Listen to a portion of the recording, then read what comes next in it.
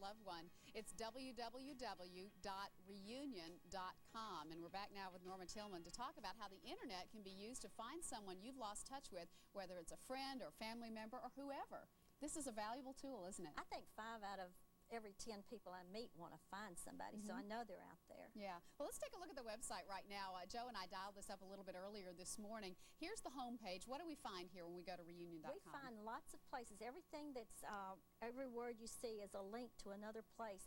All you have to do is go to a public library if you don't have a computer, and the librarian will show you. You just click on something, and it takes you somewhere else. There are over 400 links from this States or no, yes, in the United States. Okay. And it's since 1968 forward to this present year. And I year. heard, is it the Mormon Library? Yes, of course, the Mormon Church Library. It's a wonderful source for genealogical records, and they have a branch in almost every city.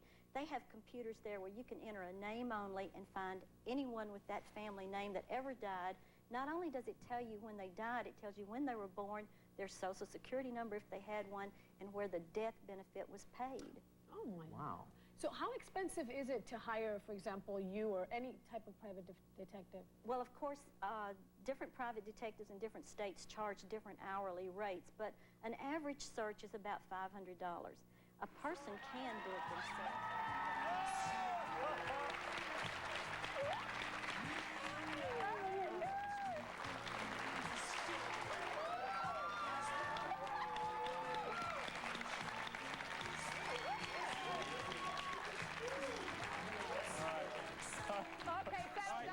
Concerns a promise made on a battlefield, a debt of honor that was finally paid in full.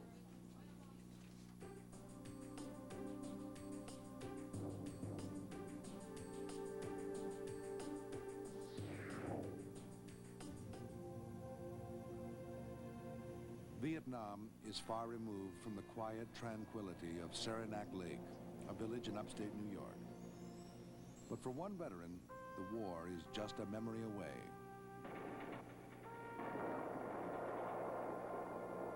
At times it's like being locked in a nightmare that nobody else will ever understand.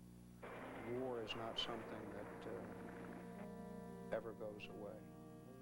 Larry Robertson needed case-closed help in order to put that war behind him. My name is Larry Robertson. My story is reference a debt of honor I owe to a fallen comrade in Vietnam, and I would appreciate any assistance you can provide. 1966, Vietnam. To the men of Charlie Company, 3rd Platoon, 28th Infantry, Lieutenant McCoy was more than a leader. He was a friend. He was right there with his men, and it was the kind of example that early on in that war we needed. We needed men who would lead, and he did. On February 28th, Lieutenant George McCoy entered a minefield to recover the bodies of 3 enemy soldiers killed during a Viet Cong attack. Larry had originally volunteered for the mission. I had begged and pleaded and volunteered and got just everything short of insubordinate to have been the one to go out there in the first place. And he would not see it, would not hear it, would not allow it. Then, as Larry watched horrified, the lieutenant stepped on a mine. I actually felt the concussion of the explosion that killed him. That's how close that was. Larry ran through the minefield to the stricken officer. I was there to cradle him, and that's when he asked me to deliver a message to his family. And I promised him I would. And he died. There would never be another George McCoy. Larry had made a promise he had to keep. But Larry would discover that making a promise is easier than keeping it. He contacted veterans organizations, registered with buddy searches, and went to the Vietnam Veterans Memorial in Washington, D.C. Larry also wrote letters to the Army Record Center and phoned state and national officials. But none of it brought him any closer to delivering his message. Compounding Larry's difficulties was a serious medical problem that made travel difficult, if not impossible. I have degenerative joint disease, but I've not ever been real good at feeling sorry for myself. I just decided that I would set myself a new course and continue to go on to finding George's family and to put my own life back in order. Larry couldn't find the McCoys alone. After his call, case-closed investigator Norma Tillman traveled to Saranac Lake to meet with her new client. Did you know anything about where he was from? No, I knew he was from the Midwest somewhere, but even the military records wouldn't give me that. I felt like we were a team from the very beginning. I gave Larry the same promise he gave George, and I didn't intend to let Larry down. I didn't know how, and I didn't know where, and I didn't know when, but I knew it was going to be possible. In order to begin the search, Norma went to Washington, D.C. You have to know how to ask the questions, and Larry didn't know how to ask questions. He didn't really know what to look for. So therefore, no matter who he contacted or what he did, he was not going to get the information he was searching for. I went to all the federal buildings that had records that were available, and I really didn't come up with anything. At the Vietnam Veterans Memorial, Norma looked up George's name in the casualty roster. It listed McCoy's hometown as Munster, Indiana. After leaving the wall, Norma went to Munster. She thought she was closing in. I thought I was just going to go to Munster, drive out to this street address, which is no problem because Munster's not that big of a city. But 30 years had changed the small Indiana farming town. I tried dialing a few of the McCoys that were in the phone book, but they were not relatives. They didn't even know the family. But the last thing in the world I expected was that the street's not there. Norma learned that the 14 acres once owned by George's family had been sold, and what was once rich farmland was now a field of tract houses. Norma let her client know about her difficulties. But by now, Larry had grown used to waiting. The sensation and the feelings that go with the waiting are something I got very good at. I wait well, but I don't wait patiently. As long as she was in Munster, Norma decided to take a chance. She went to the library to see if she could find George's obituary. I was able to find an obituary, a death notice of Lieutenant George McCoy, and it gave the father's employer, which was Inland Steel. Norma contacted Inland Steel and learned that George's father had retired in 1973 and passed away in 1980.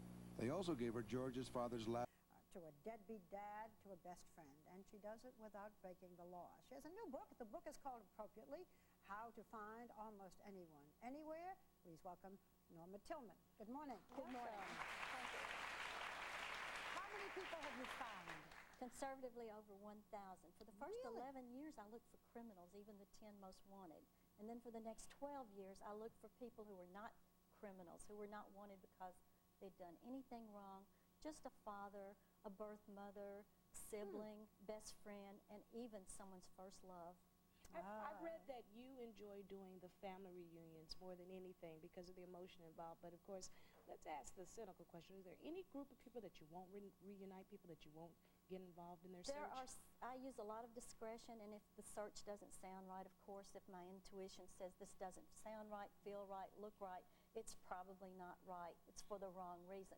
But I do turn down searches for children or anyone under 18 years of age unless they're kidnapped victims. I will go look for someone who's been kidnapped. But not just children who've run away. Yeah, well, yes, if I have a request for that. It's children that... You'll turn down children as clients, you mean? I turn down children as clients, but I won't look for children if the mother has the child and she's supposed to have the child, the father's not supposed to. Right, you don't get involved in those custody kinds of battles. The custody type of battles, yes.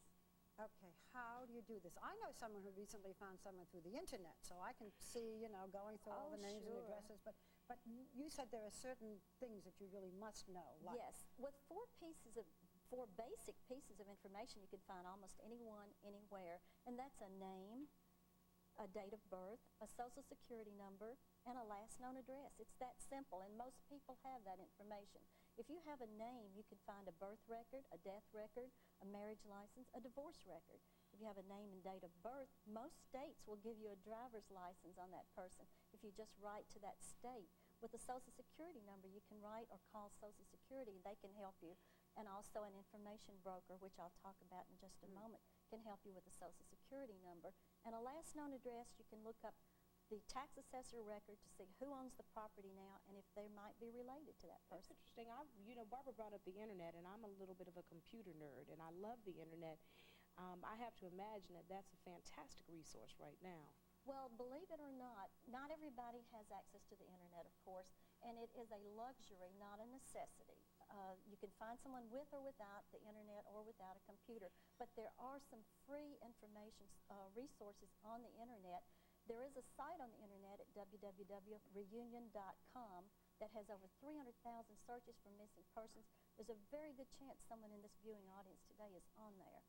And this, may I say one more thing? This site has links to many other sites that can lead you to, like if your missing person has a listed phone number, there's a free site to look up a phone number.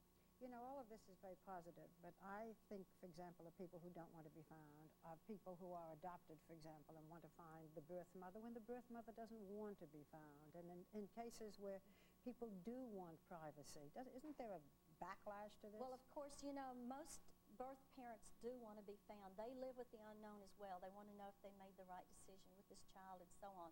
But if you're prepared for whatever you find, the truth will set you free. It's the unknown that's bothering everybody.